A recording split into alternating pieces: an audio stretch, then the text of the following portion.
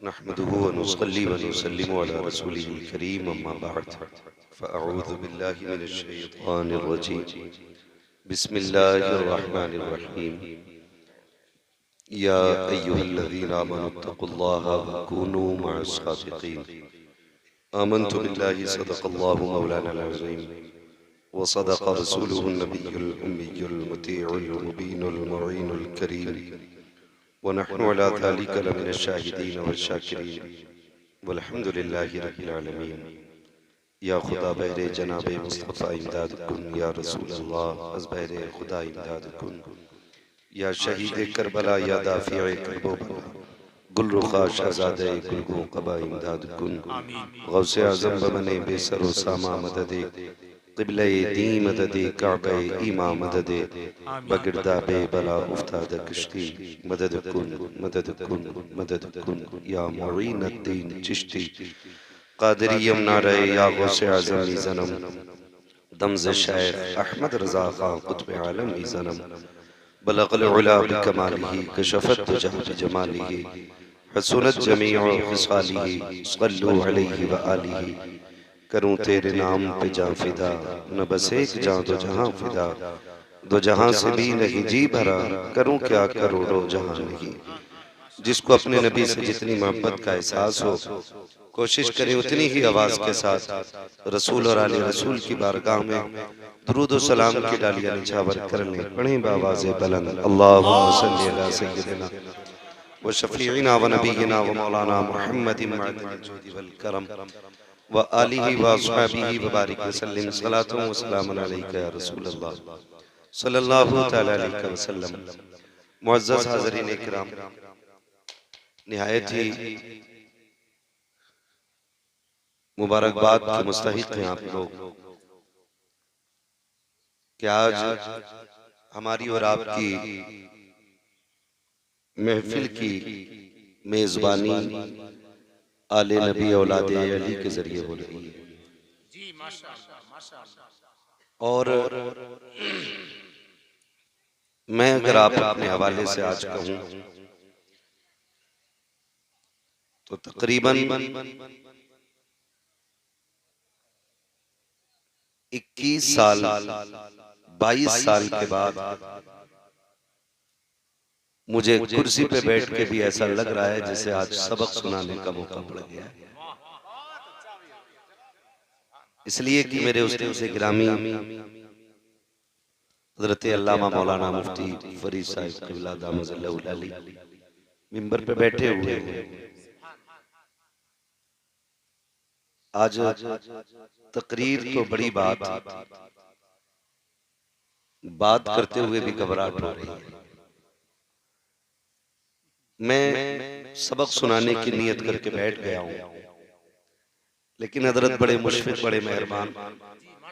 कभी एदादिया में हजरत के पास तसीरुल मसादिर पढ़ते थे, अगर उसका भी सबक याद नहीं होता था तो हजरत नजर फेर लेते थे, लेकिन मारते नहीं थे। लेकिन कमाल की बात थी, कई बार ऐसा हुआ कि हजरत हाथ में अखबार ले लेते या किताब ले लेते और देखते नहीं थे, और देख भी लेते थे तो नजर फेर लेते थे। लेकिन रब का करम यह था कि सबसे अच्छे नंबर भी हजरत ही की किताब में आया करते थे।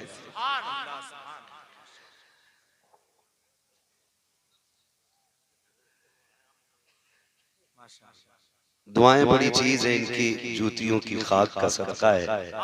अल्लाह ने जो कुछ भी दिया है इन्हीं के कदमों की बरकतें हैं। आज हज़रत तशरीफ फरमा है, बस सबक के तौर पे चंद बातें आपसे कर लूं। हुज़ूर सैयद साहब क़िबला आज हमारे मेजबान हैं, इनकी दावत मोहब्बत पे हाजिरी हुई है और सभी को अच्छी तरह मालूम है जहां बैठे हैं ये आंगन हुजूर का है और जिस जश्न में आए हैं वो बेटा भी हुजूर का है। आज उर्से मुक़द्दस की इस तकरीब में हम और आप हाजिर हैं। याद रखिएगा नौजवानों बुजुर्गों, जिंदगी बड़ी मुख्तसर है और ये भी कहा है लोगों ने कि जमीन गोल है,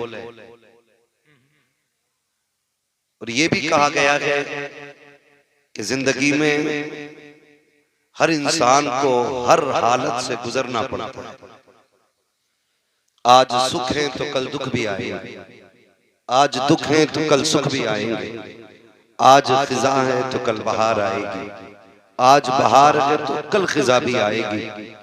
बताया गया है, ये साफ याद रखिए कि आपको हर मौसम से गुजरना है, हर हालत से गुजरना है। सिर्फ एक बात याद रखनी है, दुख आए तो सब्र करना है, सुख आए तो रब का शुक्र अदा करना है।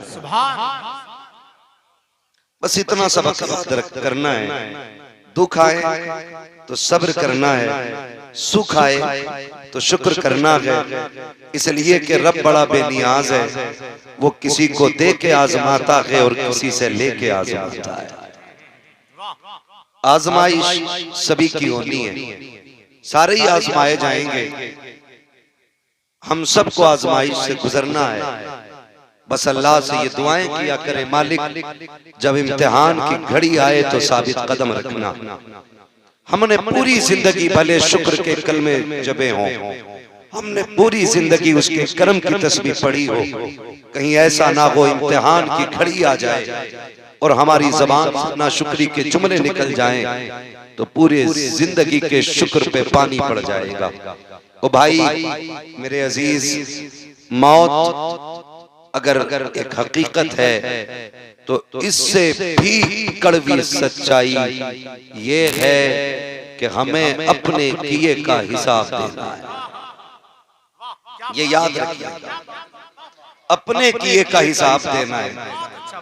हमने अपने असातिज़ा को दरसगाह में देखा, इनसे सीखा, इनसे पढ़ा, इनसे सुना कम, इनको देखा ज्यादा।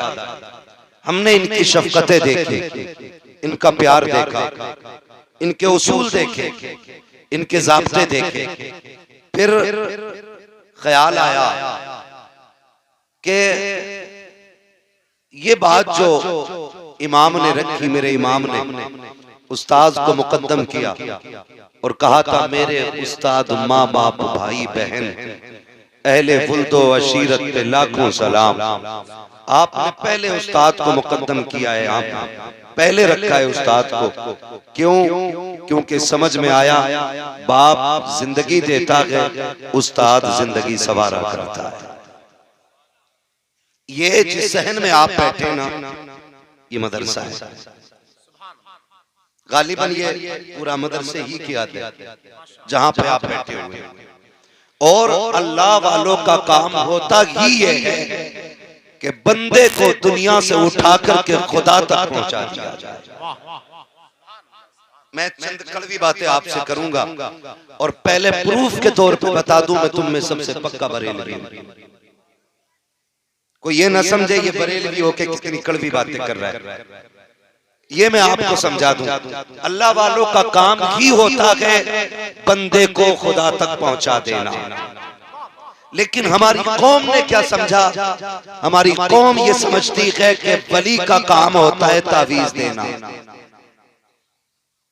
उससे डोरियां लेना, उससे झाड़ फूंक कराना, ये वली का काम होता है। नहीं, ये तो एक साइड का काम है कि जब असल मकसद से फुर्सत हो तब इधर आए। आज हैरत होती है, अगर पता चल जाए फला अल्लाह वाला है तो कोई भैंस की डोरी, कोई अम्मा की डोरी, कोई चचा की डोरी, कोई खाला का ताबीज, कोई फूफी का ताबीज, बना दो बना दो, यही लिए फिरते हैं। ओ भाई, ये सिर्फ तावीज करने के लिए नहीं आए थे, ये तुझे रब का खास बनाने के लिए आए थे। ये आप देख रहे हैं ना, मजार है, मजार के इर्द गिर्द मदरसे की इमारत है। ये भी तो हो सकता था सैयद फुरकान साहब तावीज की किताब लेके बैठ जाते, और अब तो हजरत छपे हुए तावीज आ रहे हैं, फाड़ के देने की देर है। तो जबकि तावीज देने वालों की अपनी खटिया उल्टी हो जाती है, धंधा बना रखा। ये भी चाहते तो कर लेते। ओ भाई, किसी को बेवकूफ बनाने में कितनी देर लगती है? वो बनते हुए नहीं देखे? औरतें जाके कहती बाबा हाथ देखियो, तो बाबा ने 4 मर्ज पहचान रखे। छूटते ही कहता आपकी दिल्लियों में ऐठन होती है? वो कहती बाबा पूछो। फिर कहता कमर में दर्द होता है? तो बाबा पूछता है, वो कहती बाबा पहुंचा हुआ, हाँ होता है। फिर बाबा कहता चक्कर भी आता होगा? कहता बिल्कुल सच कहा है। फिर कहता है कि बाबा कहता कभी कभी हाथ पैरों में ऐंठन होती है? तो वो कहती हाँ बाबा सच कह रहे हो। बाबा को भी पता है ये बीमारियां आदतन औरत में होती हैं, लेकिन बाबा बेवकूफ बना के कहता है तुझ पे 4 का साया है, तुझ पे 5 का साया है, ऐसा कर 1151 दे, फला तावीज दूंगा, इससे उतारे हो जाएंगे। और तुम्हें खुदा का वास्ता कनीज़े फातिमा ज़हरा कहलाने वाली बेटी हो, किसी की डोंगी के चक्कर में ना आना। कसम खा के कहता हूँ, चाहो कोई भी बीमारी आ जाए, किसी बाबे के चक्कर में ना, डोरी ना ले, खुदा तौफीक दे, कुरान लेकर बैठ जा, सूरह यासीन पढ़ना शुरू कर दे, 10 तावीज़ों से वो फायदा नहीं होगा जो खुदा तुझे कुरान की तिलावत से फायदा आता है। लेकिन जो डोरी ना दे वही पहुंचा हुआ नहीं, हाँ? जो तावीज ना दे वही पहुंचा हुआ नहीं।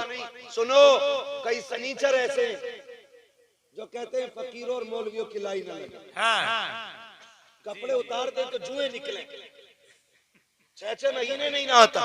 जितना सनीचर उतना ही पहुंचा हुआ। पूछो ये उलमा इल्म वाले लोग हैं, पूछो इनसे। तहारत ईमान का हिस्सा है। ओ भाई, मोमिन हो और साफ ना हो ही नहीं सकता। मगर जितना सनीचर है कौम उसके पीछे बाबा तावीज भी दे जाओ, नंबर भी दे जाओ। तावीज किस बात का? बरकत नहीं, नंबर दे जाओ, कल सट्टे का नंबर पूछे। ये कंडीशन हमारी कौम की हो गई है। वो सुना नहीं, कुछ दिन पहले एक इंटरव्यू आया था, किसी ने एक मुजावर से पूछा कि बताइए किसकी उम्मत में, तो उसने कितनी अजीब बात कही। उसने कहा नया नया आया हूं, अभी पता नहीं।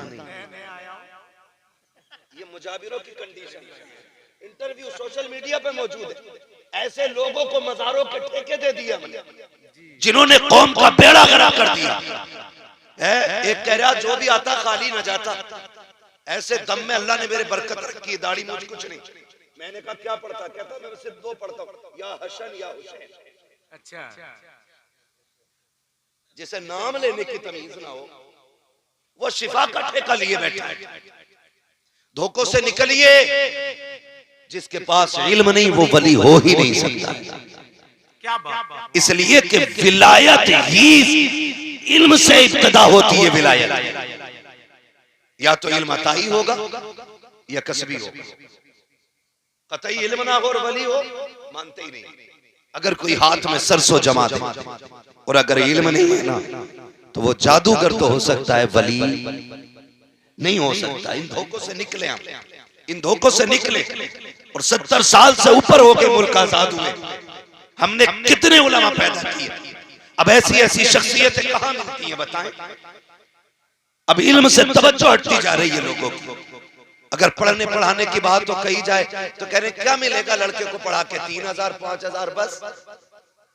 मैं कसम खा के कहता हूँ, जितने अच्छे कपड़े ये 5000 वाले पहनता है ना, उतने अच्छे कपड़े 1 लाख वाला नहीं पहनता। नहीं पहन पाता 1 लाख की तनख्वाह वाला भी। जितने अच्छे कपड़े ये 5000 वाला पहन लेता है। क्यों? अल्लाह ने इसके 5000 में भी बरकत रखी है और तेरे लाख में भी बरकत नहीं है ना? तो ये हिसाब क्यों लगा रहे हो? अल्लाह रज़ाक है, रोजी अल्लाह देता है। ये फैसले उसके किसे कितना खिलाना है। हम मुसलमान हैं, हमारा रब के फैसलों पे यकीन और ईमान है। जितना उसने लिख दिया है ना, उतना कोई माई का लाल एक दाना कम नहीं कर सकता। और जितना उसने कम लिखा है ना, पूरी जिंदगी किसी के तलवे चाटो, एक दाने में इजाफा, एक दाने में इजाफा हो ही नहीं सकता, एक दाने का भी। शर्त ईमान पक्का होना चाहिए, ईमान पक्का होना चाहिए। मैं अक्सर इन्हीं कड़वी बातों के चक्कर में लोगों की नजरों में घिरा रहता हूँ, है ना। फसल अच्छी हो गई तो पीर का करम है, और फसल मर गई तो मौसम की तबाही। ये कंडीशन हमारी। रज़ाक अल्लाह, देने वाला अल्लाह, उसे बंदे भूल गए, कोई ख्याल ही नहीं। क्यों? ये इल्म की कमी रही हमारे पास, इल्म की कमी। हमसे इल्म खत्म। और यही कुछ जाहिलों ने सोचा कि इस कौम को उलमा के करीब मत जाने देना, वरना ये समझदार हो जाएगा, ये समझने लग जाएंगे, इन्हें अच्छे भले की तमीज हो जाएगी। हमें तुझसे क्या सीखना है? हमने देखा है आला हजरत कैसे बने हैं, हम जानते हैं मुफ्ती आजम कैसे बने हैं, अख्तर रजा ताजुश शरिया कैसे बने, ये हम जानते हैं। तुम कितना छुपाओगे? चलो मैं तुम्हें लेके चलूं मुंबई की सरजमीन पर। सरकार मखदूम माहिरी की जिंदगी आप देखें, पूरी दुनिया खैरात लेने आज उनकी चौखट पे जाती है। जो अल्लाह वाला होता है वो इल्म का दुश्मन नहीं होता, इल्म का दोस्त होता है। हजरत मखदूम मागिबी को आप पढ़िए, आपने जैसी होश संभाला है, बाप का इंतकाल हो गया, यतीमी में जिंदगी गुजर रही है। एक दिन माँ से कहते हैं अम्मी मैं पढ़ना चाहता हूँ। माँ ने कहा लगते जिगर नूरे नजर, तेरे सिवा कोई सहारा नहीं है, एक तेरे साथ मेरी जिंदगी गुजर रही है। कोई भी ख्याल आता है तेरा चेहरा देख लेती हूँ, तसल्ली हो जाया करती है। कहती सुन मेरे लाडले, बाप का इंतकाल हुआ, मैंने तेरा चेहरा देख के निकाह नहीं किया, मैं ये चाहती थी कि अपने बेटे के साथ जिंदगी गुजारूं। ए मेरे लगते जिगर, अगर परदेश चला जाएगा फिर तेरी माँ किसका चेहरा देखेगी? आपसे भी कहना चाहता हूँ वलियों के मजार पे जाकर के 40 दिन चिराग जलाने वालों 5 मिनट रोज अपने बाप को दे दिया करो, 10 मिनट माँ को दे दिया करो। मैं जानता हूँ मजारों पे जाना सुन्नियों का तरीका है, वलियों की खिदमत करना यह अहले सुन्नत का शिआर है, लेकिन माँ बाप की खिदमत करना ये खुदा वालों का तरीका है, मुस्तफा वालों का तरीका है। याद रखिएगा किसी मजाल से उस वक्त तक नहीं मिल सकता जब तक तेरे साथ तेरे माँ बाप की दुआएं नहीं हो सकती। बेशक ये भी लाजिम है कि आप अपने माँ बाप को वक्त दें। क्या ये आज रोना नहीं है? बेटा 8 बजे निकल जाता है, शाम को 8 बजे आ रहे हैं, अब्बा अपना दुख किस वक्त बताए अपने बेटे से? वो परेशान है, वो कब कहे तुझसे कि मेरी खांसी परेशान कर रही है? वो फेफड़ों की शिकायत कब करेगा तुझसे? हमें तो वक्त ही नहीं है साहिब। और भाई जिसने पाला पोसा बड़ा किया, आज उसके लिए 5 मिनट का वक्त नहीं है। मैं कह दूं 4 जुमेराते आके चिराग जलाना है तो मैं 8 जुमेराते जाके घुटने टेकने तैयार हूं। बूढ़ा बाप आवाज देता रह गया, उसका हाल दिल सुनने का वक्त न मिला हमें। और ये कौन बताएगा? ये वही बताएंगे जिसके पास बुजुर्गों का फैज भी होगा, मदरसे का दिया हुआ इल्म भी होगा। वरना क्या मतलब पड़ा है जी? क्या मतलब पड़ा है? हमें भीड़ से मतलब है, हमें लोगों की तूफान से मतलब है। आग लगे ऐसी भीड़ों में जो माँ बाप के ना हो। ओ भाई हर खानकाह से तभी मिलता है जब बंदा माँ बाप का वफादार होता है। हम तो खुल के कहते हैं यहाँ नहीं, आप यहाँ से बगदाद चले जाओ, बगदाद से मदीना शरीफ चले जाओ, मदीना शरीफ से काबा शरीफ चले जाओ, खुदा भी उस वक्त तक नहीं देगा जब तक आप अपने माँ बाप को राजी करके नहीं जाएंगे। ये भी ज्यादा जरूरी है। कुछ दिन पहले अखबार में खबर आई, एक नौजवान को माँ ने पाला, बच्चा यतीम था। माँ कभी कभी बच्चों से इतना प्यार करती है कि यतीम बच्चे के साथ जिंदगी गुजार देती है। हालांकि हक होता है उसे निकाह करने का, लेकिन दूसरा निकाह इसलिए नहीं करती मेरे बेटे की जिंदगी में दुख ना आए। पूरी जिंदगी बार देती है एक औरत एक माँ बच्चे के लिए। तो वो बच्चा ना अपनी माँ से बोला तुझे उम्रा करने लेके जाना है। तमाशा बना दिया लोगों ने, आज पिकनिक के तौर पे मदीना जा रहा है। पिकनिक के तौर पे ना जाओ, खुदा की कसम पिकनिक के तौर पे ना जाओ, एक ख्वाब बना के जाओ, एक तमन्ना लेके जाओ। वो जमीन बड़ी मुकद्दस जमीन है, बड़ी मुकद्दस जमीन है।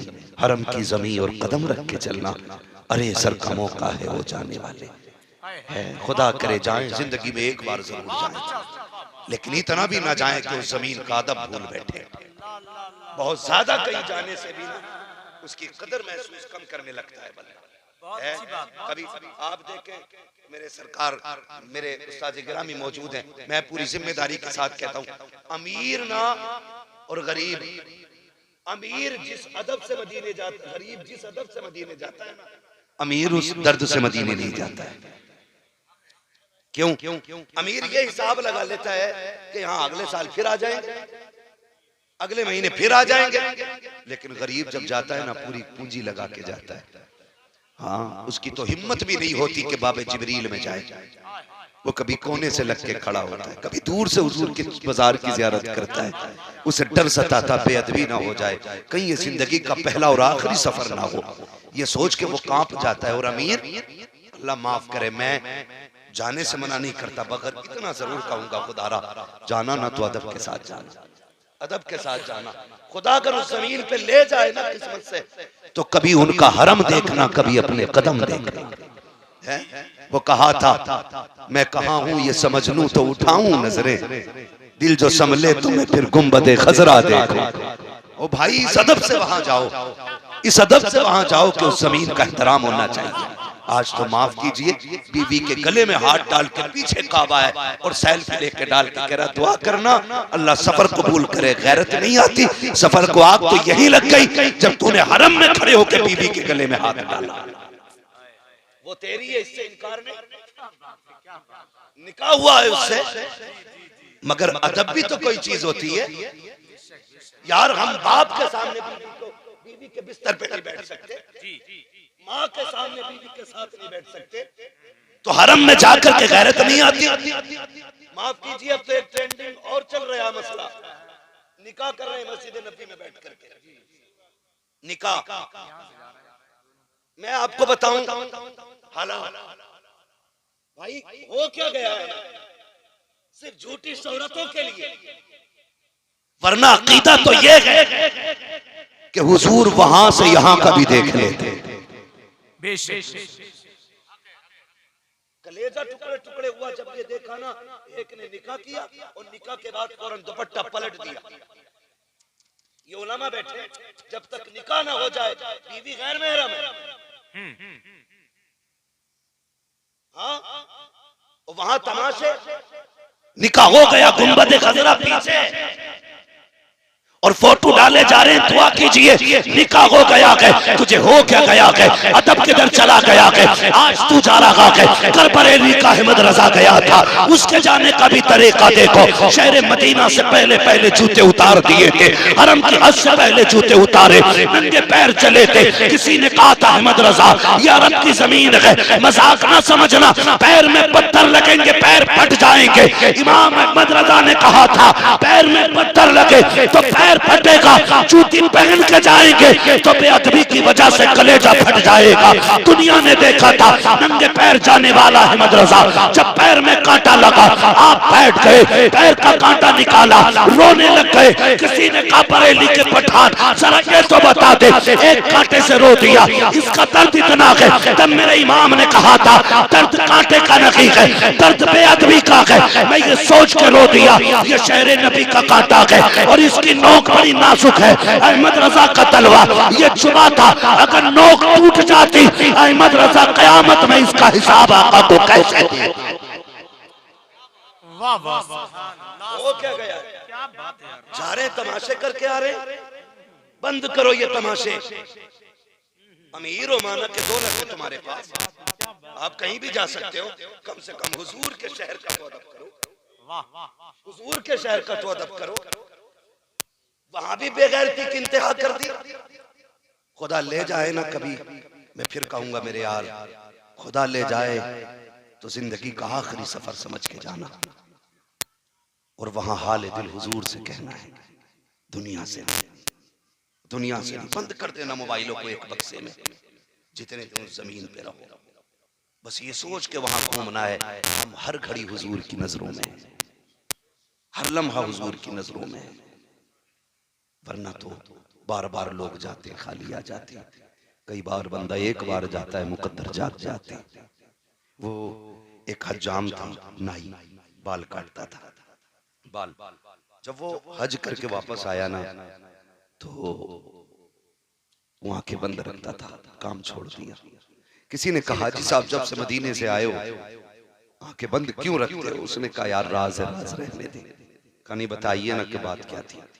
उन्होंने कहा कि पूरी जिंदगी हुजूर के शहर के लिए तरसता रहा, मैंने पाई पाई करके जोड़ी और किस्मत मुझे हुजूर के शहर ले गई। उसने कहा जब मैं हुजूर की जालियों के करीब पहुंचा तो इश्क इतना बढ़ गया मेरा कि मैं खुद को रोक ना सका, मैंने हुजूर की जालियों की तरफ दौड़ लगा दी। कहा वहां मुतव्वा खड़ा था, उसने मेरा बाजू पकड़ के झटका दिया, मैंने उससे बाजू छुड़ाया, दौड़ लगाई, वो पीछे भागा यहाँ तक कि मैंने हुजूर की जालियां पकड़ ली।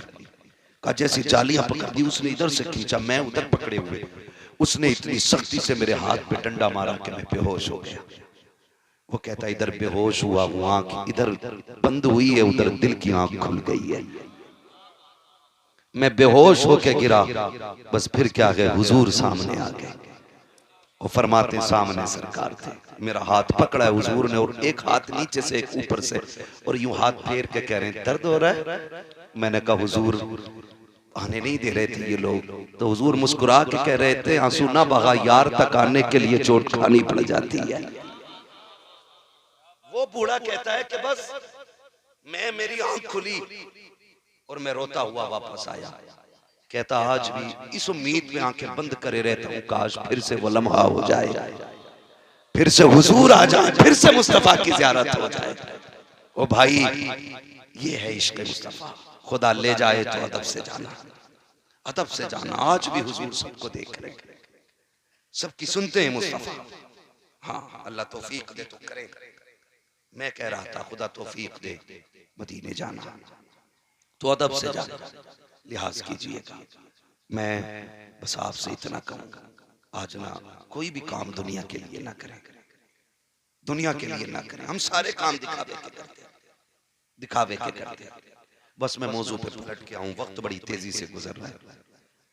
हाँ तो वालिदा से कहने लगे अम्मी मैं पढ़ना चाहता हूँ, मखदूम माजमी याद है ना, मैं पढ़ना चाहता हूँ।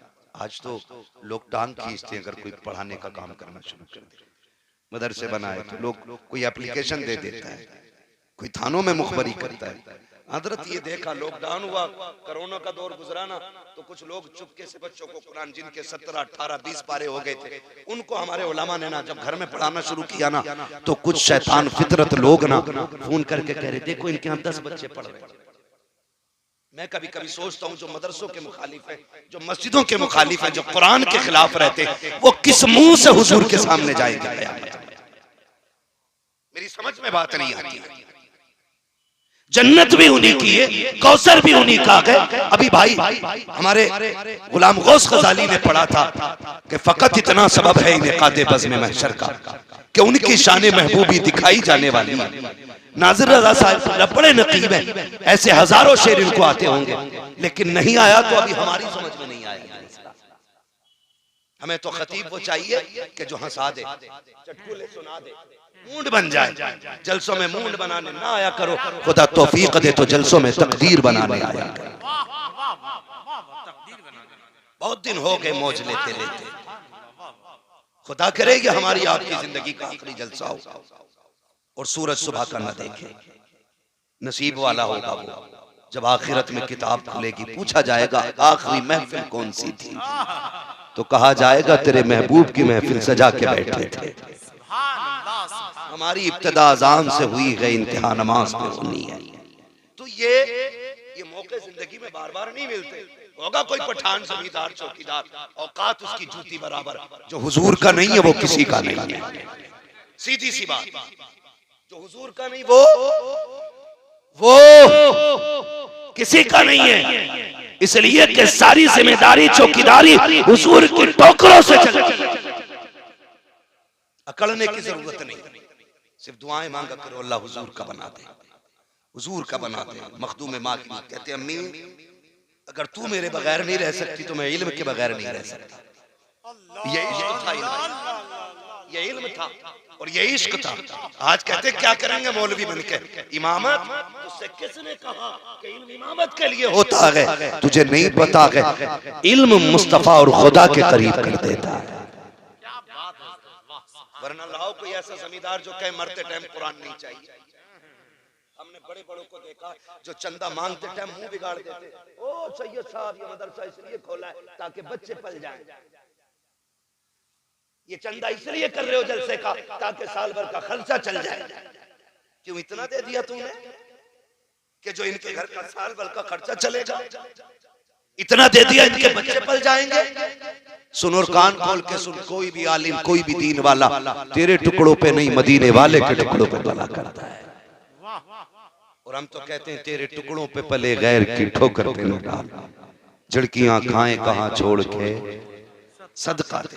मखदूम मागिनी क्या कह रही, अम्मी मैं इल्म के बगैर नहीं रह सकता। सुने जो माँ के नाफरमान, बहुत गौर से मेरी बात सुनना। माँ ने कहा बेटे मैं तेरे बगैर नहीं रह पाऊंगी, बता इल्म चाहिए या माँ चाहिए, इल्म चाहिए या माँ चाहिए। ख्याल आया इल्म फिर भी सीख लेंगे, माँ चली गई तो फिर नहीं मिलनी है। कहने लगे बस माँ चाहिए, और ये कह के रोते हुए अंदर चले गए। माँ ने बेटे को रोते देखा ना, माँ माँ होती है। वो भाई जो रुतबे 12 साल की रियासत से नहीं मिलते ना, वो माँ के 2 जुमलों से मिल जाया करते हैं। ये भी याद रखिएगा, माशाअल्लाह 12 बरस के रत जगह वो नहीं देते जो माँ के 2 जुमले दे दिया करते हैं। रोते हुए अंदर गए ना, माँ ने हाथ उठा दिए, अल्लाह तू जानता है ना मेरे बेटे ने इल्म छोड़ दिया मेरे लिए, अल्लाह मेरे बेटे के इल्म का घर ही पे इंतजाम फरमा दे। अल्लाह मेरे बेटे के इल्म का घर पे इंतजाम फरमा दे। ये माँ के जुमले निकले, आप बेकरार थे, रोते हुए समंदर के किनारे चले गए। जब गए बैठे थे एक पत्थर पे, देखा सामने से ना खूबसूरत प्रवेश नजर आए, सफेद कपड़े, सफेद लिबास, बेहतरीन खूबसूरत चेहरा। देखा आपके करीब आ रहे हैं, आप पत्थर पे बैठे हुए ना आप आंसू बहा रहे थे। उन बुजुर्ग ने आके कंधे पे हाथ रख के कहा बेटे खैर तो है। कंधे से हाथ हटा के कहा बाबा अपना काम करो, मुझे मेरे मामले पे रोने दिया जाए। आप कहते हुआ क्या कहा जाइए मुझे मेरी तकदीर पे रोने दीजिए, मेरे मुकद्दर में इल्म नहीं है। कहा बताओ कहना क्या चाहते हो। कहा बाबा ये दुनिया है, यहाँ लोग रो के सुनते हैं, हंस के उड़ा देते हैं, आपसे क्या दर्द दिल कहना। कहते हैं बता तो सही बेटे, शायद कि मैं तेरे काम आ जाऊं। आने वाले ने इतना कहा, हजरत मखदूम माकिनी कहते हैं बाबा जी बात यह है कि मुझे इल्म से इश्क है और मेरी माँ को मुझसे इश्क है। माँ कहती है तुझे नहीं जाना है, मैं कहता हूँ मैं इल्म नहीं छोड़ सकता। हजरत जी मैंने माँ के लिए इल्म का रास्ता छोड़ दिया है, इतना सुनना था। मखदूम माकिनी से आने वाले बुजुर्ग कहते हैं बेटे परेशान क्यों होता है, आंसू पोंछ ले, आज एक वादा करते हैं तू यहीं आया करना पढ़ने के लिए, हम यहाँ आते रहेंगे पढ़ाने के लिए। मखदूम माकिनी कहते हैं आप हो कौन, आपका भरोसा कैसे किया जाए। आने वाले ने कहा मुझे नहीं जानते हो, मुझे खिज़्र कहा जाता है, मैं तेरी तालीम के लिए आया हूँ। हजरत मखदूम माकिनी कहते हैं क्या आप वही खिज़्र हैं जिनके किस्से माँ ने सुनाए हैं, क्या वही खिज़्र हो जिनकी दास्तान चूल्हे पे बैठ के सुनी है। कहा बेटे मैं वही खिज़्र हूँ। कहा आए किस लिए हो, कहा तुझे पढ़ाने आए हैं। खुशी खुशी कहते हैं तब तो मैं आता रहूंगा। हजरत खिज़्र कहते हैं मखदूम बेटे बात सुनो, एक वादा कीजिएगा कि ये राज किसी से बताओगे नहीं कि मैं तुम्हें पढ़ाने के लिए आता हूँ। जब तक ये राज रखेगा हम पढ़ाने आते रखेंगे। मखदूम पाक ने वादा किया आप पढ़ने आते रखे, ये पढ़ाने आते रखे, लेकिन माँ तो माँ हुआ करती है, आप तो पहल के वक्त में आ जाते, मखदूम माकिनी पढ़ते, फिर शाम को वापस जाते। एक दिन माँ ने कलाई थाम ली, कहा मखदूम मेरे लाल। कहा जी अम्मी। कहा रोज तो पहर को चले जाते हो, मैं तलाश करती रहती हूँ कहाँ जाते हो। बेटे तेरे बगैर जी नहीं लगता है, आज माँ ने पूछ लिया है जाते कहाँ हो। दिल तो कहता था झूठ बोल दो, लेकिन इश्क ने कहा जब पहले माँ के लिए इल्म का रास्ता छोड़ा रब ने खिज़्र भेज दिया था, आज फिर माँ को इख्तियार दिया जाए, अल्लाह फिर कोई रास्ता दे देगा। ओ यार माँ बाप से वफा किया करो, माँ बाप से मोहब्बत करना प्यारे। हजरत मखदूम माकिनी कहते हैं अम्मी जान एक राज है। कहा कौन सा राज है। कहते माँ बता नहीं सकता। कहा क्या बात बेटे, ऐसा कौन सा राज है जो माँ से छुपा रखे हो। तब मखदूम माकिनी ने कहा था अम्मी मुझे खिज़्र पढ़ाने आते हैं, मैं रोज उनसे पढ़ने जाता हूँ। माँ खुश हो गई, सीने से लगाया, कहा बेटे रोज पढ़ने के लिए जाना। जब इतना कहा रो दिए, कहने लगे माँ खिज़्र को नहीं आना है। कहा क्यों। कहा उन्होंने वादा किया था कि अगर किसी से बता दोगे तो हम आना बंद कर देंगे। इतना कहा चीख मारी और घर से रोते हुए निकल गए। दिल ने कहा चलो मखदूम उस जमीन पे चलते गए जहाँ उस्ताद आकर के पढ़ाया करते थे। उस्ताद न सकी, उनके बैठने की जगह देख लेंगे, दिल को करार आ जाएगा। लेकिन सुन प्यारे, जैसे कि मखदूम माकिनी निकले गए, हर दिन का उसूल ये था कि मखदूम पहले जाते थे, खिज़्र बाद में आते थे। लेकिन आज जो जा रखे हैं खिज़्र पहले आ गए हैं, मखदूम बाद में जा रखे हैं। जाकर के क्या देखते हैं, हजरत खिज़्र बैठे हुए हैं, जाके कदम पकड़ लिए। कहा हुजूर आपने तो कहा था राज खुल जाएगा तो नहीं आएंगे, आज क्यों आ गए हो। मैंने तो माँ से बता दिया था। हजरत खिज़्र कहते हैं बेटे बेटा सुनो, हमने जो कहा था वही सच है। हमने कहा था पढ़ाने पढ़ाने नहीं आएंगे, आज भी पढ़ाने नहीं आए हैं। कहा फिर क्यों आए हो? कहा जब तू घर से चला था माँ ने तेरे आंसू देखे थे, तेरी माँ ने मुसल्ला बिछाया, हाथ फैला के कहा था ओ मेरे मालिक, मेरे बेटे के मालिक, तू मेरा भी मालिक है, खिज़र का भी मालिक है। ए मेरे परवरदिगार, मेरे बेटे ने मेरी खुशी के लिए खिज़र जैसे उस्ताद की कुर्बानी दी है। अल्लाह मेरे बेटे के लिए हर दिन की दरसगाह से बेहतर इंतजाम कर दे। कहते सुनो बेटा, जब तुम्हारी माँ ने इतना कहा, रब ने कहा जाओ खिज़र, जाकर मेरे बंदे के पास आज पढ़ाना नहीं है बल्कि सीने से सीना लगाना, जितना हो सके उसको सीना बसीना इल्म सीने में उतार दे। नारे तकबीर, नारे रिसालत, अज़मत औलिया कॉन्फ्रेंस, मसलके आला हजरत उर्से अहमदी, सरजमीने बसंतपुर शरीफ। ये तो हो ही नहीं सकता, वली हो और इल्म से दोस्ती ना हो ही नहीं सकता, वली हो और इल्म से दोस्ती ना हो। हाँ ओ भाई, शैतान को सबसे बड़ी खुशी, हमारे उस्ताद ने हमें बचपन में ये बातें पढ़ाई थी, शैतान को सबसे ज्यादा खुशी तब होती है जब किसी बच्चे को मदरसे से रोक लेता है। समझ रहे मेरी बात? सबसे ज्यादा खुशी तब होती है जब किसी बच्चे को मदरसे से रोक दिया जाता है, और सबसे ज्यादा दुख तब होता है जब कोई बच्चा मदरसे में जाके बैठ जाता है।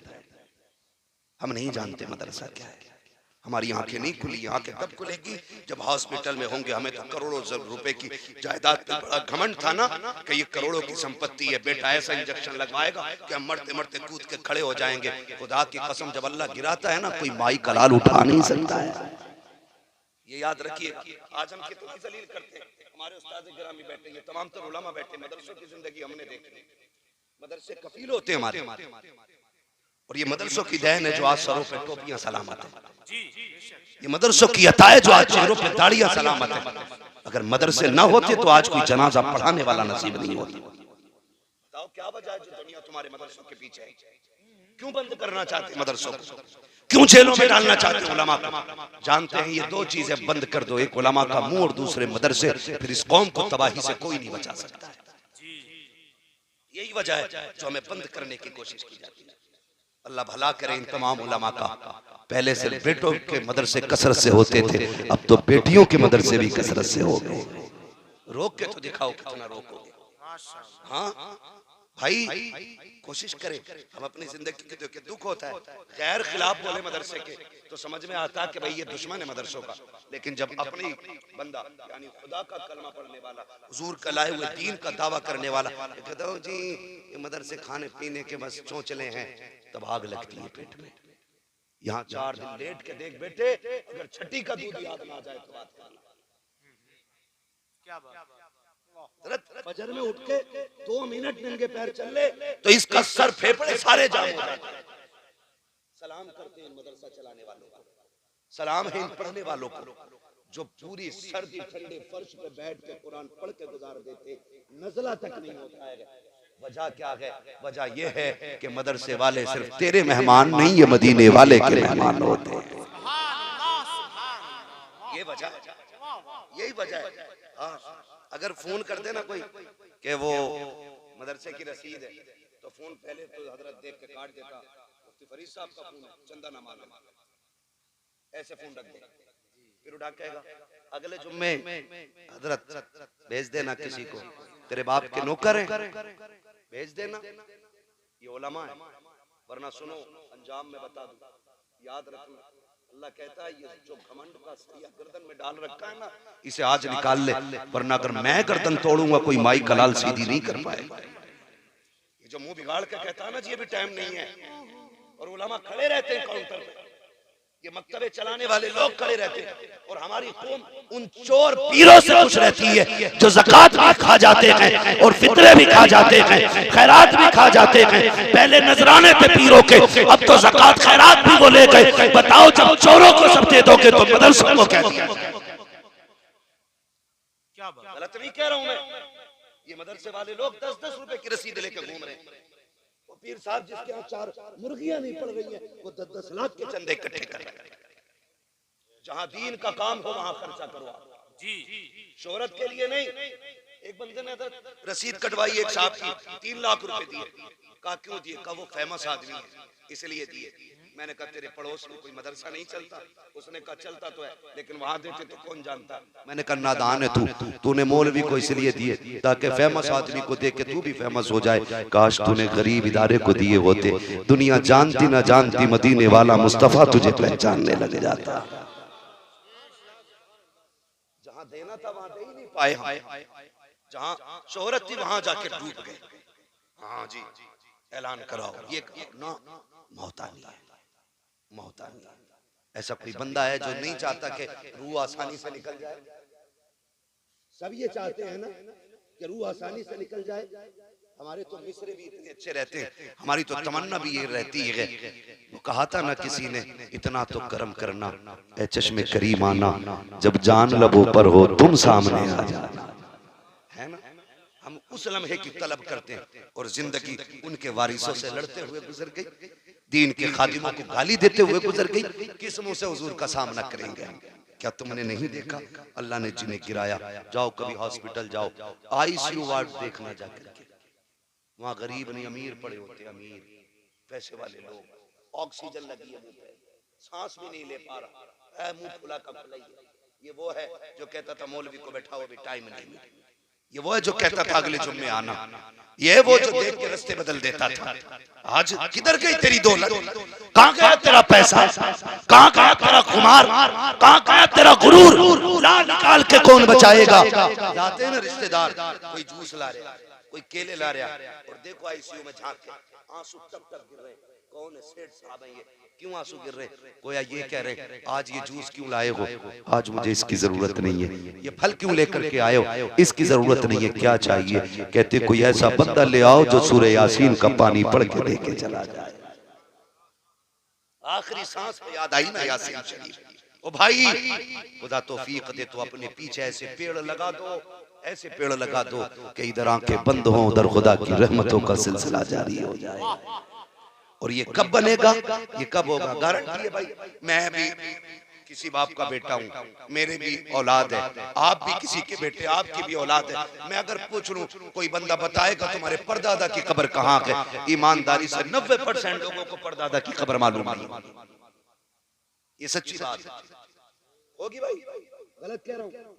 15% लोगों को जब हमें ही नहीं याद है तो आपको क्या लगता है आने वाली जनरेशन तो और ज्यादा बिजी होगी? उसे तो अब्बा की खबर याद रह जाए बड़ी बात है, दादा की कहां से याद होगी? जाते कब्रिस्तान, डर क्यों रहे हो यार?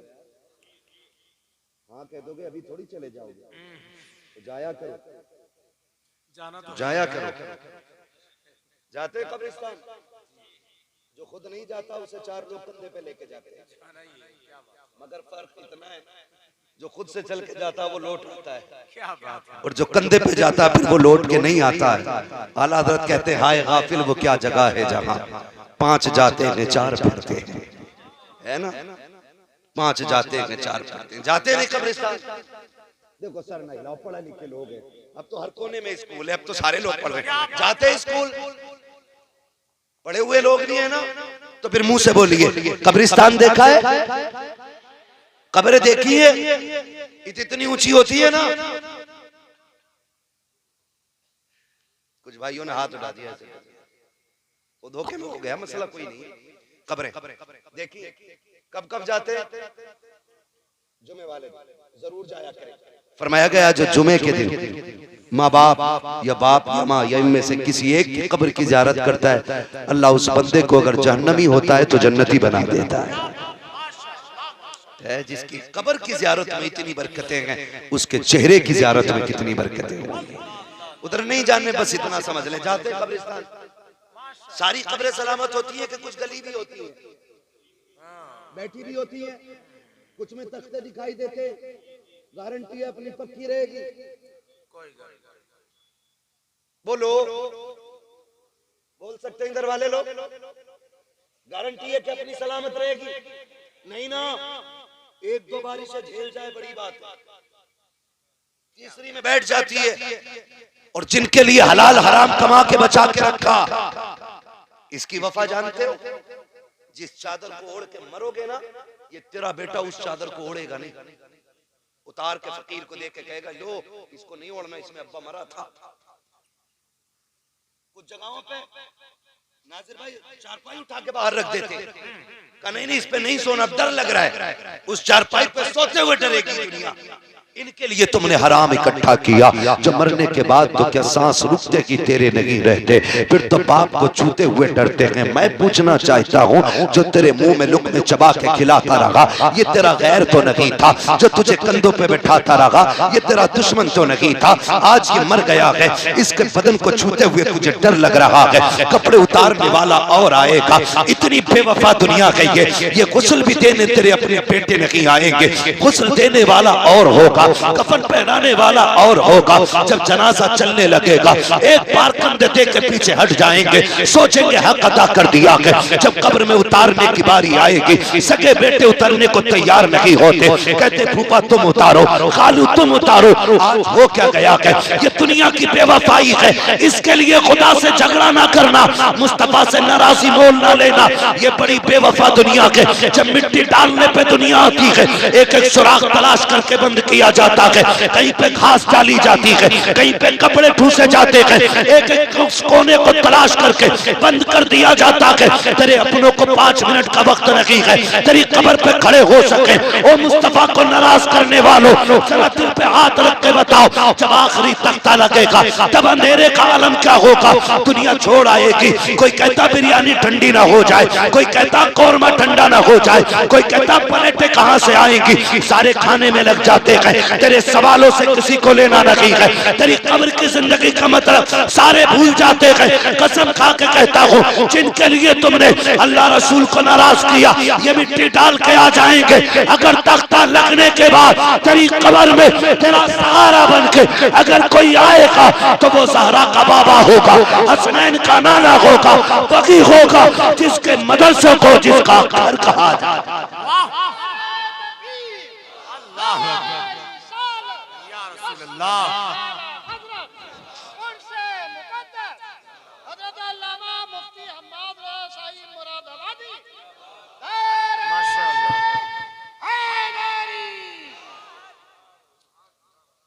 इसलिए जो कब्र में काम आए उससे वफा करो जी। जिसकी वफा दिखावे की है, उसके लिए अल्लाह रसूल को नाराज न करो, उसके लिए अल्लाह रसूल को नाराज न करो। कब्रें होती हैं, बैठ जाती हैं, फूल तो बड़ी बात है, हमें मिट्टी डालने की भी फुर्सत नहीं होती। किसी कब्र में धागे दिख रहे हैं, किसी में हड्डियां दिख रही हैं, किसी में लकड़ियां दिख रही हैं। क्या वो किसी के बाप नहीं थे? आज उनकी औलाद को दुनिया ने इतना घेरा है कि अब्बा की कब्र पे जाके मिट्टी डालने का वक्त नहीं है। आज मिट्टी डालने का वक्त नहीं है। बड़ी बेवफा दुनिया है, बड़ी बेवफा दुनिया है। धोखे में ना आना मेरे भाई, धोखे में ना आना, बचो और अपने आप को बचाओ। ऐसे काम कर जाओ कि कोई हाथ ना भी उठाए, तब भी कब्र में जन्नत की ठंडी हवाएं आती रहे।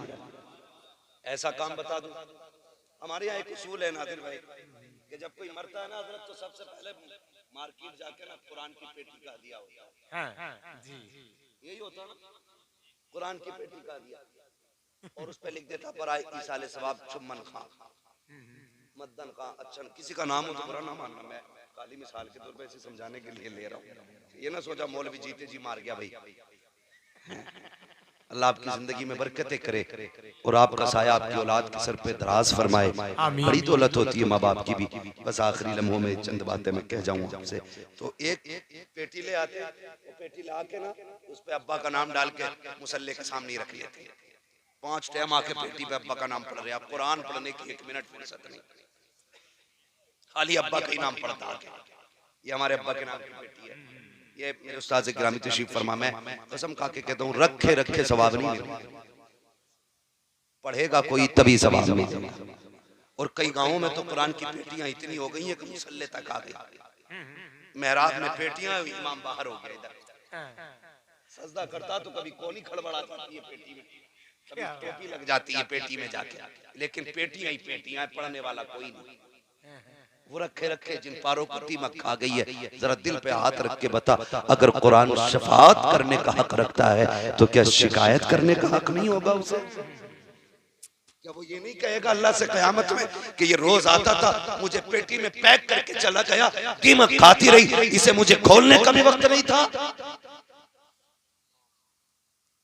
अगर उसकी शफाअत पे बख्शे जा सकते हो तो उसकी शिकायत पे पकड़े नहीं जाएंगे। ये जिसे देखा वही पेटी, जिसे देखा वही पेटी। ओ भाई, काम अगर करना है ना, खुदा तौफीक दे तो इतना करे। मदरसा है ना, बन रहा है जी जी जी, लिंटर पढ़ना रह गया। मैं बताऊं आपको, ये बात याद रखना, जाओ किसी भी पीर से पूछ लेना, वो आया था, एक फकीर बता के गया था। मैं बताता हूँ, सुनो, ये मदरसा है, अगर कोई चला गया है और चाहते हो इसाले सवाब उसके लिए करना, या अपनी औलाद से पहले खुद अपने लिए कुछ करना चाहते हो ना, तो वक्त है, इसका लिंटर पढ़ने वाला है, इसमें हिस्सा लेना। अगर छत में आपका पैसा लग गया ना, तो तेरा बेटा, तेरा पोता, परपोता तेरे लिए हाथ उठाए ना उठाए, जब भी इसके साये में बैठ के कोई भी कुरान की तिलावत करेगा, इधर तिलावत शुरू होगी, तेरी कब्र में खुदा की रहमत शुरू हो जाएगी। करेंगे इंशाअल्लाह ये काम।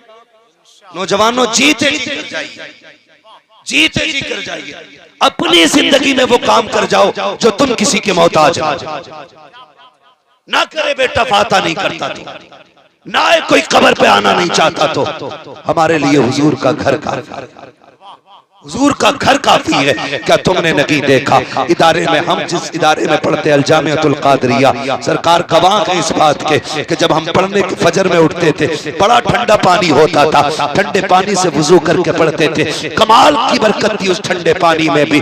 आज उसने इतना ऊंचा कर दिया है, इतना ऊंचा कर दिया है कि आज पानी कहने की देर नहीं होती, कई तरह का पानी मौजूद हो जाता है।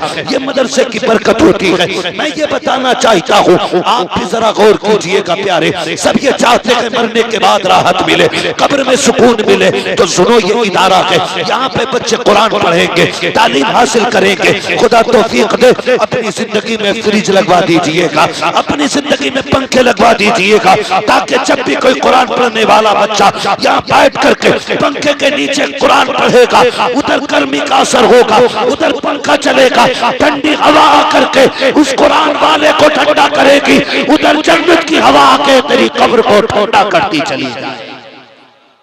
सुभान अल्लाह। करेंगे इंशाअल्लाह ये काम, वादा करें इंशाअल्लाह। तालीम को उरूज दीजिएगा, इल्म को आगे बढ़ाइएगा। जो इल्म का दुश्मन है वो इब्लीस का नाजायज बेटा है। हाँ, ये चिड़ उसी को है इससे। क्या बात। बाकी भाई, मैं ये जो नौजवान खड़े ना, मैं एक बात इनसे कह दूं, कितने नौजवान परदेश में कमाने जाते हैं, रात उठा के बता दें, कितने नौजवान परदेश कमाते हैं? सारे कमाते हैं ना। अल्लाह जो परदेश जाते हैं, घर की जिम्मेदारियां उठाते हैं, उनकी जिंदगी की भी हिफाजत कर और उनकी कमाई। बाबू भैया देखो मेरी बात सुन ले, मैं ना करें ये, अच्छा मेरी बात ना ना देखो का मसला कुछ ना करो भाई, मेरी बात सुनो, मैं बात बताऊं आपको, मेरी बात सुनो। मुझे 2 बजे निकलना था, 2:15 बज गए।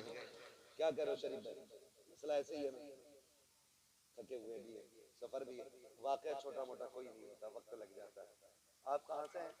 आप कहाँ से हैं? यहीं से है ना। इस चीज को उधार कर लो भैया, इंशाल्लाह कभी। मेरी मजबूरी है थोड़ा फ्लाइट का, वरना मैं इसके हिसाब से पहले ही माजरत कर चुका हूँ, तो थोड़ा सा सुना के क्या फायदा होगा। नहीं वो कोई और बता रहा था। कौन सा वाला?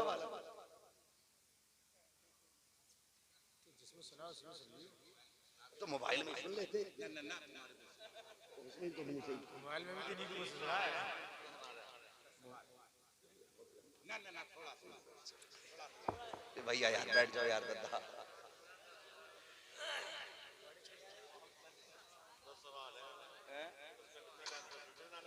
किसमें थोड़ा ठगे जाके कहीं बीच में तो है ना। मैंने कहा परदेश जो रहते हैं अल्लाह उन्हें सलामत रखे और मुश्किल जिंदगी है, मुबारकबाद के मुस्तहिक हैं जो पूरी जिंदगी अपने घर वालों को संभालने में लगा देते हैं, ठीक है ना। जो परदेश रहते हैं वो तो रहते ही हैं, और जो देश में रह के उनकी कमाई के नए कपड़े पहन के कॉलर खड़ा करके घूमते हैं ना, उनसे पूछो क्या करते हो। एक भाई सऊदी में है, पता चलता है ये इतना बड़ा ठलुआ है जो सऊदी में है, उसके कमाई के कपड़े पहन के ये नेता बना घूम रहा है।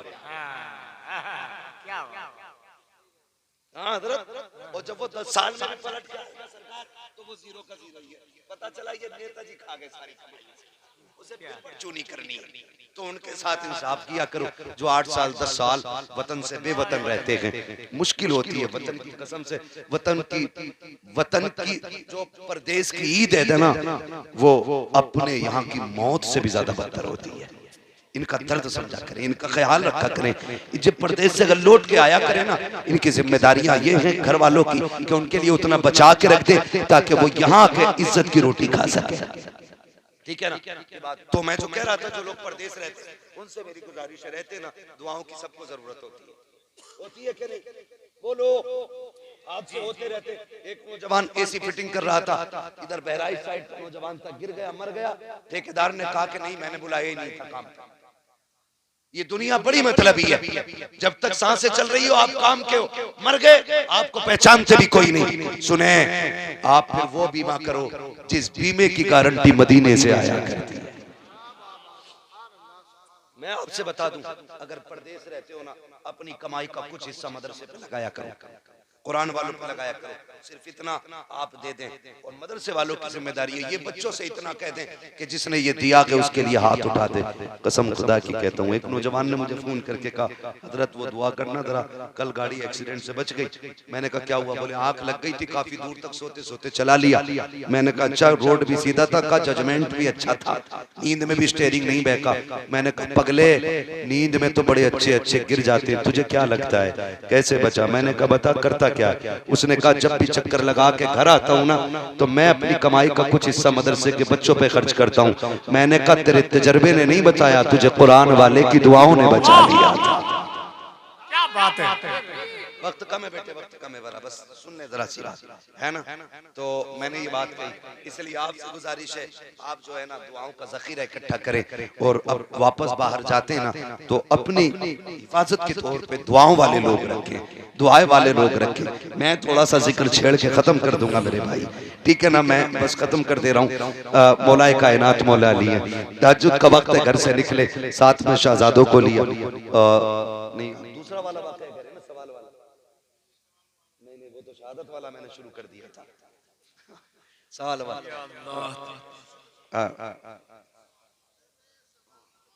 अरे बात सुनो, उनकी शजरे की भी फरमाइश है, आप सवाल कर दे रहे हैं। सवाल किससे? कंपटीशन नहीं, नो कंपटीशन, हंसना नहीं है। हुजूर की महफिल है, हुजूर की महफिल है। मैं सबकी फरमाइश का एहतराम नहीं कर पाऊंगा, मैं सबकी फरमाइश का एहतराम नहीं कर पाऊंगा। जब मेरे नबी ने फरमाया अना मदीनतुल इल्म व अली बाबूहा, मैं इल्म का शहर हूँ, अली उसका दरवाजा है, तो यहूदियों में ना चर्चे होने लग गए कि अली क्या है जिसके लिए नबी ने कहा है कि मैं इल्म का शहर, अली उसका दरवाजा, क्यों ना जाके चेक कर लिया जाए कि अली के पास है कितना। आए ढूंढते ढूंढते हजरत अली को तलाश करते हुए आ गए मदीने शरीफ में, सामने हजरत अली जा रहे हैं। उन्होंने रोका, कहने लगे आप कौन? कहा कि मैं अली हूँ। कहा आपको किससे मिलना है? कहा अली से। उन्होंने ऊपर से नीचे तक देखा, कहने लगे क्या जमाने में क्या कोई और भी अली है मदीने में? हजरत अली ने मुस्कुरा के कहा काम बताओ, पूरी कायनात में सिर्फ एक ही अली है, अपना काम बताइए, काम क्या? उन्होंने कहा जी इख्तिलाफ और होता है, मुखालफत और होती है। आज इख्तिलाफ नहीं है, मुखालफत है। आज इख्तिलाफ नहीं, मुखालफत है। इख्तिलाफ ये होता है कोई अपना मौक़िफ़ पे दलील अगर दे दे, सामने वाला चुप हो जाए, ये इख्तिलाफ है। और मुखालफत ये माननी नहीं है तेरी, चाहे कुरान पढ़ के सुना दे, करनी अपनी। तो आज मुखालिफतें जिसकी वजह से फसाद फैला हुआ, एक दूसरे को नीचा करने की कोशिश, एक दूसरे को नीचा करने की, जलील करने की। याद रखिए अल्लाह जिसे उठा दे कोई माई का लाल गिरा नहीं सकता है, और जिसे खुदा गिरा दे कोई फिर से उसे उठा नहीं सकता है। इज्जत जिल्लत का मालिक अल्लाह, कोई किसी को नीचा करने की कोशिश न करे। उन्होंने कहा कोई और भी अली? आपने फरमाया पूरी कायनात में सिर्फ एक अली है। पूछो क्या पूछना है? कहा सुना है तुम्हारे आका ने तुम्हें इल्म के शहर का दरवाजा कहा है? कहा सच कहा है। कहा हम पूछना चाहते हैं क्या आपके पास वाकई उतना इल्म है? हमारे चंद सवाल हैं। कहा पूछो कौन सा सवाल है? उन्होंने कहा वो एक क्या है जिसका जैसा दूसरा कोई नहीं, वो दो बताएं जिसके जैसा तीसरा कोई नहीं, वो तीन बताएं जिसके जैसा चौथा कोई नहीं, वो पांच बताएं जिसके जैसा छठा कोई नहीं, वो छह बताएं जिसके जैसा सातवां कोई नहीं, वो सात बताएं जिसके जैसा आठवां कोई नहीं। इसी तरह पूछते पूछते 12 तक पहुंच गए। मौलाए कायनात ने एक एक करके सबका जवाब देना शुरू किया। हजरत अली फरमाते हैं वो एक खुदा है जिसके जैसा कोई दूसरा नहीं है। बोले जरा सुभान अल्लाह। सुभान अल्लाह। अब तो तुम्हारी मर्जी की कर रहा हूँ, थोड़ी सी करनी, पूरी नहीं कर पाऊंगा। आप फरमाते वो एक खुदा है जिसके जैसा कोई दूसरा नहीं। उन्होंने कहा वो दो बताओ जिसके जैसा तीसरा कोई नहीं। आप फरमाते वो दिनों रात हैं जिनके जैसा तीसरा कोई नहीं है। उन्होंने कहा वो तीन बताइए जिसके जैसा चौथा कोई नहीं। आप फरमाते वो लोह कलम कुर्सी है जिसके जैसा चौथा कोई नहीं। कहा वो चार बताओ जिसके जैसा पांचवा कोई नहीं। आप फरमाते तुरैह, ज़बूर, इंजील, कुरान, ये चार आसमानी किताबें ऐसी हैं जिनके जैसा पांचवा कोई नहीं। कहते हैं वो पांच बताओ जिनके जैसा छठा कोई नहीं है। आप फरमाते हैं ज़ोहर, असर, मगरिब, इशा, फजर, ये पांच नमाजें हैं जिनके जैसा छठा कोई नहीं है। वो कहते हैं वो छह बताओ जिनके जैसा सातवां कोई नहीं। आप फरमाते हैं वो 6 दिनों रात है जिनमें अल्लाह ने जमीन और आसमान को पैदा किया है। कहा वो 7 बताओ जिनके जैसा आठवां कोई नहीं। आप फरमाते वो 8 हफ्ते के दिन जिनके जैसा आठवां कोई नहीं है। काबे के तवाफ भी साथ ही। बोलो सुभान अल्लाह। फिर वो कहते हैं वो 8 बताओ जिसके जैसा 9वां कोई नहीं है। आप फरमाते हैं हजरत सालेह अलैहिस्सलाम के भागी उम्मती हैं जिनके जैसा 9वां कोई नहीं है। ये बताते बताते बात 12 तक पहुंच गई। मैं सारा नहीं बताऊंगा। जब सारे आप जवाब दे चुके ना, उसके बाद आप कहते हैं ये जवाब हो गए। उन्होंने कहा ये जवाब तो मुकम्मल हो गए। फिर सर जोड़ के बैठे, ऐसा सवाल करो ये फंस जाएं। हजरत अली नमाज के लिए जा रहे हैं, आस्तीनें ऊपर किए, जल्दी करो नमाज जा रही है। काली ठहरिए, वो ये सोच रहे थे रुकेंगे तो नमाज जाएगी और जाएंगे तो सवाल रह जाएंगे, जीत हमारी होनी है। आप कहते हैं जल्दी करो। उन्होंने सबने सर जोड़े, कहने लगे एक सवाल का जवाब और दे जाओ। कहा क्या? कहा वो कौन से जानवर हैं जो अंडे देते हैं? वो कौन से जानवर हैं जो बच्चे देते हैं? वो तो ये सोच रहे थे अली ये बताएंगे कि मोर, तीतर, बटेर, एक एक करके बताएंगे, तब भी नमाज का वक्त चला जाएगा। लेकिन अली अली है, फरमाते वक्त कम है, बता मैं दे रहा हूँ, हिसाब तुम लगा देना। कहा क्या? कहा जाओ पूरी दुनिया घूम के आ जाओ, जिन जानवरों के कान अंदर को होते हैं वो अंडे देते हैं, जिनके बाहर होते हैं वो बच्चे देते हैं। का मिसाल का चुहिया कितनी छोटी होती है, कान बाहर होते हैं, बच्चे देती है। मछली डॉल्फिन कितनी बड़ी होती है, कान अंदर को होते हैं, अंडे देती है। जब सब जाने लगे उन्होंने दामन पकड़ा, काली ऐसे ना जा, हमें भी अपना बना। का ऐसे भी क्या जल्दी है? उन्होंने कहा अली मान गए हैं, अगर अली का इल्म ऐसा है तो नबी का इल्म कैसा है? जब उनके गदा भर देते हैं शाहान ज़माना की झोली, मोहताज का जब ये आलम गए मुख्तार का आलम, क्या होगा? अब शजरा उधार रहेगा। अब नहीं भाई, अब सारी मन की नहीं होगी, कुछ हमारी भी होगी। वादा करते हैं इंशाअल्लाह मदरसों को मजबूत करेंगे, वादा करें इंशाअल्लाह तालीम को मजबूत करेंगे, कुरान का शौक पैदा करेंगे, मौत की तैयारी करेंगे, कब्र ठंडी करेंगे और फिर फख्र से करेंगे लहद में इश्क़ रुख़े शह का दाग लेके चले, अंधेरी रात सुनी थी चराग लेके चले, तेरे गुलामों का नक्शे कदम है राह खुदा, वो क्या भटक सके जो ये सुराग लेके चले।